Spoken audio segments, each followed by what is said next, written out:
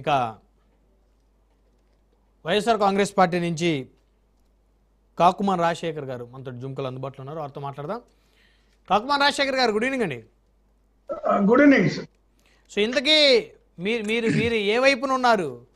కాంగ్రెస్ వైపు ఉన్నారా, బీజేపీ వైపు ఉన్నారా, కాక్రోచ్ జనతా పార్టీ వైపు ఉన్నారా, లేదు విద్యార్థుల వైపు ఉన్నారా?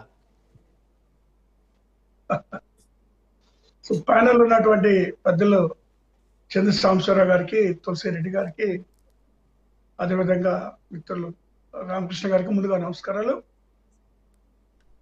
ఇప్పుడు మేము ఏ వైపు ఉన్నాము అనేటువంటి దానికంటే జరుగుతున్నటువంటి ఉద్యమం సహేతుకమైందా కాదా అనేది ఆలోచన చేస్తే సహేతుకమైందనే మేము భావిస్తా ఉన్నాం. విద్యార్థులు యొక్క కోరిక లేదా వాళ్ళు చేస్తున్నటువంటి ఉద్యమానికి ఒక అర్థం ఉంది, పరమార్థం. ఎందుకంటే దాదాపు 37 రోజుల నుంచి ఈ ఉద్యమం అనేటువంటిది జరుగుతూ ఉంది. మరి అందులో సోనం వాంగ్చుక్ గారు దాదాపు మరి 23-24 రోజులు హైకోర్టు చేసినట్టున్నారు ఆయన. అంటే దీని యొక్క ఇంటెన్సిటీ ఏంటనేది ఈ ఉద్యమం ద్వారా మనకు అర్థమవుతుంది క్లియర్ గా. ఇప్పుడు ఏదైతే రిజిగ్నేషన్స్ చేశారో ఇప్పటి వరకు మిత్రులందరూ కూడా ఇది ఎవరు యొక్క ప్రమేయం లేదు, ఎవరి యొక్క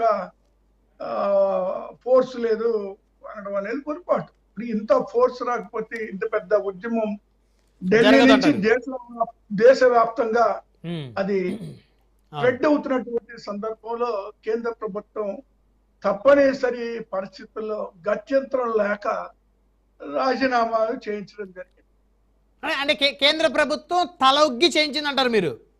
ఖచ్చితంగా అంతేనా? అనివార్యం. అంటే మీరు గత్యంతరం లేక అనే పదం వాడారంటే అంటే కేంద్రం వెనకడుగేసింది అనేది మీ స్టాండ్?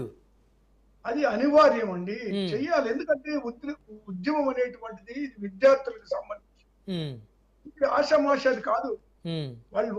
వాళ్ళు చాలా స్పష్టంగా చెబుతున్నారు, do not mess with the younger generation అని. ఈ జనరేషన్ తో పెట్టుకుంటే మామూలుగా ఉండదు అనేటువంటి లెక్కలోనే వాళ్ళు మాట్లాడుతున్నారు. వాళ్ళు ఎక్కడ తగ్గలా. మీరు చూసారు కదా, ఉద్యమంలో ఏ స్థాయిలో కూడా తగ్గకుండా నడిపించారు వాళ్ళు. అంటే ఇంత